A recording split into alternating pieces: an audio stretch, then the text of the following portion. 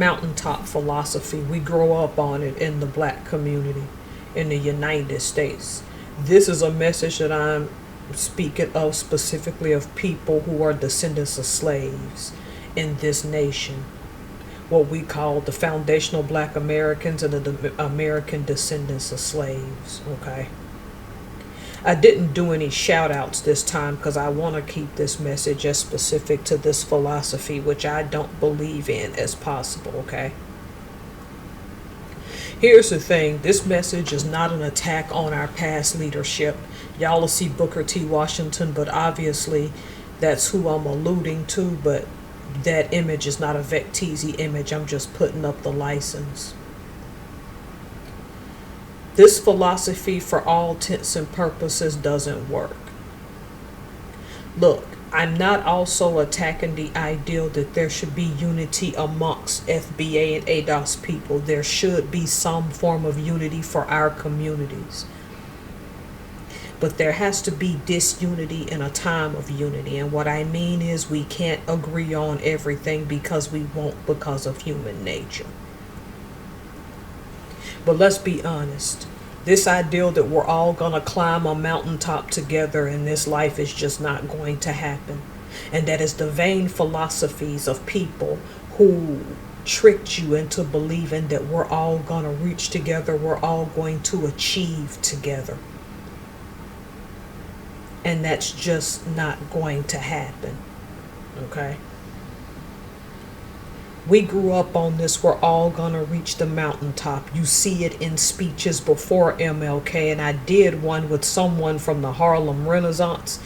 And right now I can't remember the name. I know, sorry y'all. You'll have to go back to my videos in 2024. I recorded this on New Year's Day, but I decided to wait till Black History Month, the end of that, to hit on this topic. Yeah, my silence.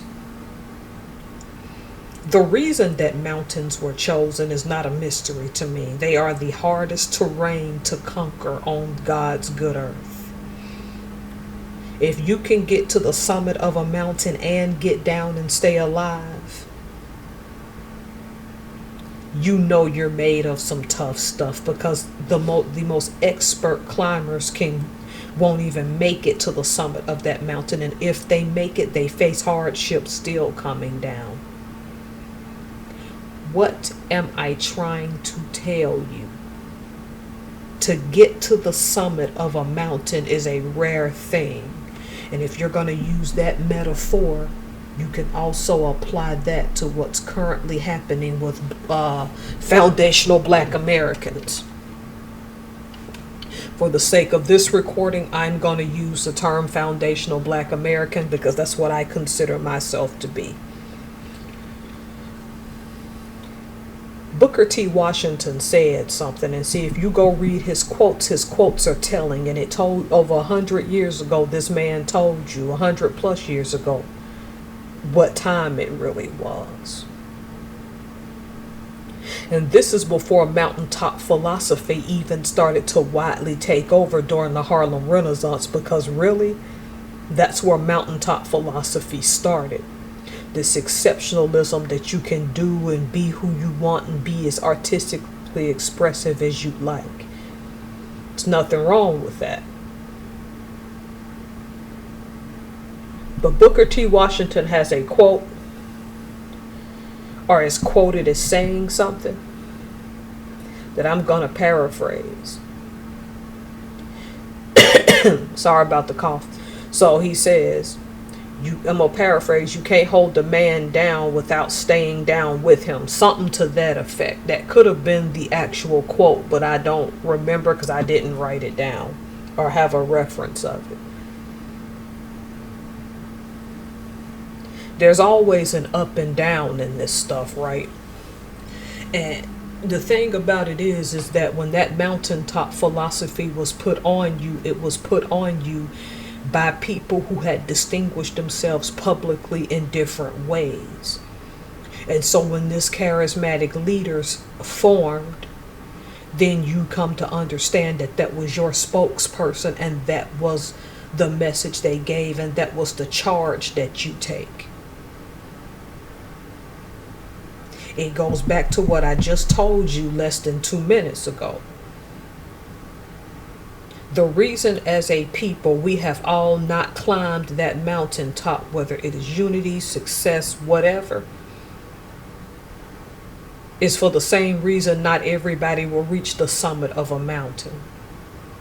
Because everyone isn't meant to reach the entire summit. There's a reason why even your most expert mountaineers get to like a 16th, a fourth, then they get to maybe half or 3/4, and because of inclement weather for whatever reason go back down. And there's no guarantee they'll go back down safely. For us as a people, mountaintop philosophy is a failure, in my opinion. It keeps you in metaphors and myths while never changing your reality. Now, since I said it's a failure, somebody's going to come at me, well, what is your solution? And before I give the 2 solutions I think exist, okay, let me start by letting you know. FBAs, we really know what our problems are, internal and external. But you allow so-called leaders to continue to feed you rhetoric. Whether it be in media, print is media, especially media, we'll just keep it at that. You allow rhetoric to be spoon-fed to you instead of reading books, instead of doing research. And don't get me wrong, while I pulled out that Booker T. Washington quote, there's more to him and the warnings he gave us as a community. And again, I'll be the first to tell you, the way in which he carried himself in the Atlanta Compromise was a mess. But he wasn't lying, though.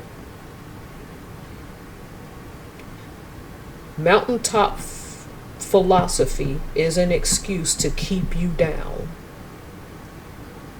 and give you the hope that eventually you're going to reach that mountaintop, whatever that is in life to you.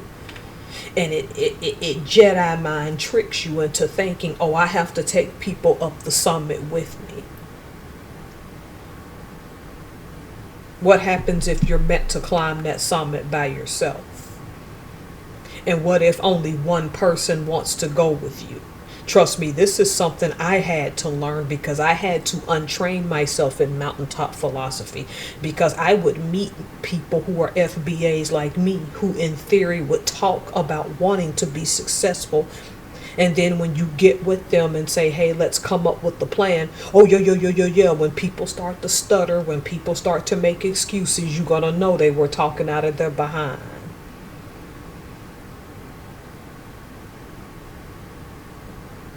I get that the summit is figurative, but when you take it in its literal sense, even still, you have to admit, if you look at our neighborhoods, if you look at our fatherlessness, if you look at what happened with affirmative action, which I'll argue it still didn't benefit us, but I digress. I know some people gonna come at me. By the time they abolished that in, what was it, 2022, 2023, it no longer benefited us anyway. And if you're that type person, we have HBCUs. People are still making money off of conning you into believing we need to discuss solutions instead of putting solutions to action. That is what mountaintop philosophy really is. The metaphor and the myth that you can be something if we all just come together as one and go up. And again, I'm not disputing that as a community, we don't need to have internal meetings and deal with our intergenerational trauma, deal with our dietary issues, with mental illness, and with fatherlessness. Those are mountains we need to conquer. I won't lie about that. I have solutions may not be the best word, but it's the best I can give you. There are 2 reasons that this philosophy doesn't work. And I've already given you the first one, which is lack of unity.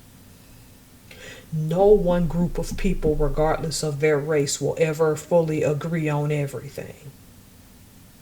And so, for us to move past this mountain and get to the summit, not everybody figuratively or literally, you got to understand that we're not a monolith. Some of us are Democrats, some are Republicans, some are Green Party, some are Libertarian, some are Tea Party, some are MAGA.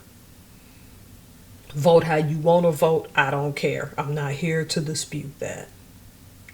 Some are Christian, some are atheists, some are agnostic, some are Buddhist. And come on, there's been a bigger presence in black people like Malik Yoba going into, I don't know why I called him yoga, it's Yoba. Malik going into Buddhism. Again, I told you what my belief is, the biblical belief. Some are Muslim.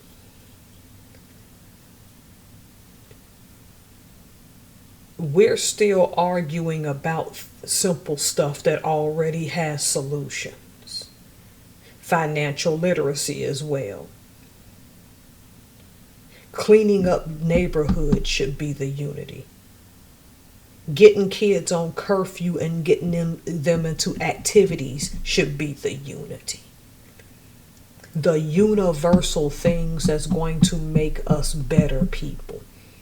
I'm not preaching universal Unitarianism either, though some of you may be that. If you want to be into organized, established religions, that's your deal. We're not unified in areas where we should be. And the solution to that is clean up neighborhoods and take care of the children. And fatherlessness and mental illness, it starts with that, okay? The number 2 is really going to make people mad. Please go look up the definition of self-actualization. See, the climbing of the mountaintop, we put it in our head, oh, we're going to all climb together because we come from the same race, so we have the same collective consciousness. Not when it comes to your abilities and talents, you don't.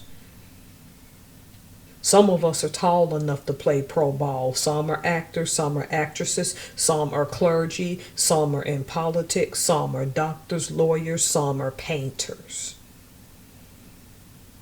Well, that's just talent. That goes without saying, Tara. No, it does not. This American ideal that you can be whatever you want to be is not a philosophy I would ever teach anybody. You can't do everything everybody else does.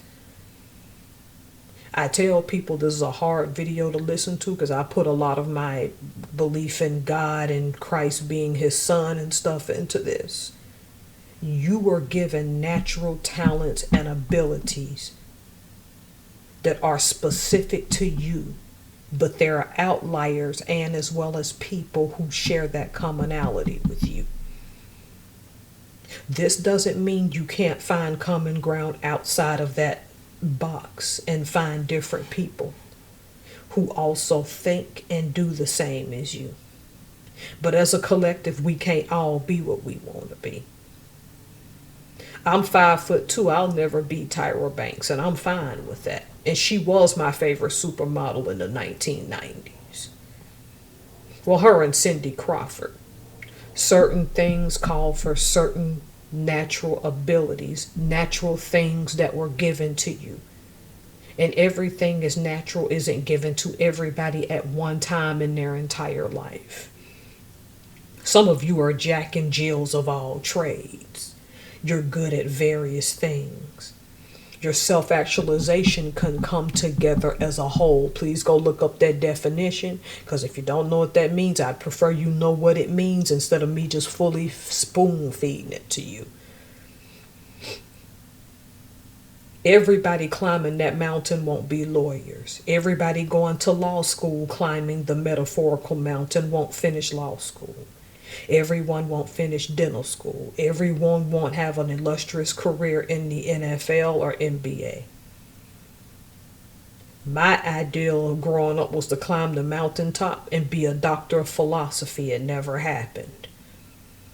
I got as far as the master's degree, and I feel like that is the mountain I was supposed to conquer. And what if that mountain does not involve traditional college at all. Our people, because we've been held back, we believe in the cure all to be all is to go get that college education. I'm a daddy's girl. I got as far as the master's because that's what my father wanted and that's what I wanted. Really, I wanted to get the doctorate, but he wanted me to go as far as the master's because that would make him comfortable. I understand. He grew up on mountaintop philosophy, being born in 1958. He's a baby boomer. The older the generations, the harder it's going to be to break that mountaintop philosophy. But those are the two things. The lack of unity has to be addressed, and your self-actualization, because your self-actualization can contribute to the whole. It's time to get past metaphors and myths and get to reality. And the reality is some people are going to look at that mountain, and as soon as they see how daunting it is, they never want to climb it. And will try their best to bring you down from the summit as soon as you bust your butt to reach it. And it can be your own people. I don't like that it's this way any more than any of you listening. Stop believing that mountaintop philosophy is something that has helped us, because it's harmed us, if anything. I get what these people were saying in speeches. I get the myths and the metaphors, but myths and metaphors have not translated into reality. Look at our communities. Even when Google generative AI is showing that we're going to grow in numbers, we're not going to grow technologically by 2030, and that is a problem. Roll up your sleeves, let's get to work. And let's conquer life and help who we can help and who want to be helped without myths and metaphors.